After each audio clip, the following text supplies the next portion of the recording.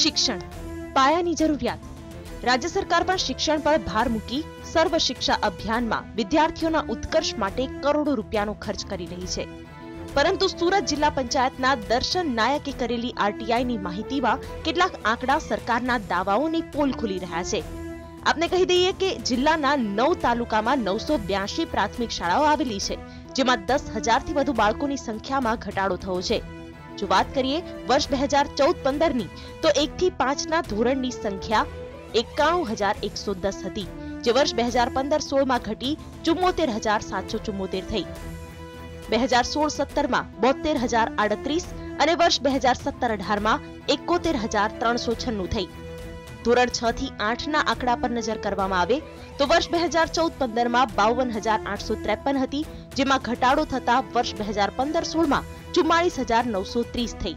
તો વર્ષ 2016-17માં 44,562 હતી, જે ઘટીને 2017-18માં 42,790 થઈ. દર વર્ષે બાળકોની સંખ્યામાં થતો ઘટાડો ચિંતાજનક છે. વારંવાર લેખિત તેમજ મૌખિક રજૂઆત કરવા છતાં, સામાન્ય સભામાં પણ વારંવાર રજૂઆત કરવા છતાં પ્રવેશોત્સવ, ગુણોત્સવ અને મોટી મોટી જાહેરાતોના નામે જે પ્રવેશોત્સવમાં આંકડા બતાવવામાં આવે છે, એ આંકડા ફક્ત ને ફક્ત એક દેખાવના રૂપમાં બતાવવામાં આવે છે. એનું જે પ્રમાણે મોનિટરિંગ થવું જોઈએ અને પ્રાથમિક શિક્ષણના જે આંકડાઓ જે આવે છે, અને એમાં 20,000 થી 30,000 જેટલા છેલ્લા 10 વર્ષમાં વિદ્યાર્થીઓની સંખ્યા ઘટી છે. આરટીઆઈમાં સરકારના જ આંકડા હોવા છતાં જિલ્લા પ્રાથમિક શિક્ષણ અધિકારી લૂલો બચાવ કરી રહ્યા છે. અધિકારી તેને ડ્રોપ આઉટ રેશિયો નહીં, પરંતુ શાળાઓમાં બાળકો ઓછા દાખલ થતા હોવાનો બચાવ કરી રહ્યા છે. જિલ્લા પંચાયતના વિપક્ષી સભ્યોનો આક્ષેપ છે કે શાળાઓનું સતત મોનિટરિંગ ન થતા બાળકો શાળા છોડવા મજબૂર બન્યા છે. દર વર્ષે ધોરણ 1ના નામાંકનની સંખ્યામાં અમારો 1,500 થી 2,000 જેટલા વિદ્યાર્થીઓ ઓછા નોંધાય છે.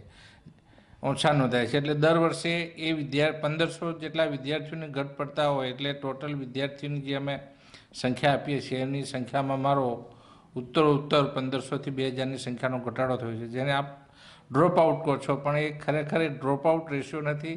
એટલા વિદ્યાર્થીઓ શાળામાં ઓછા દાખલ થાય છે.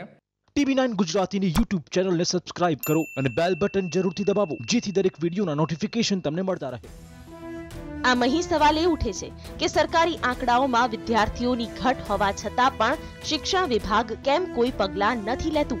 પાયાના શિક્ષણ પાછળ કરોડોનો ધુમાડો કરાય છે, પરંતુ પરિણામ શૂન્ય હોય તો રૂપિયા વેડફવાનો મતલબ શું?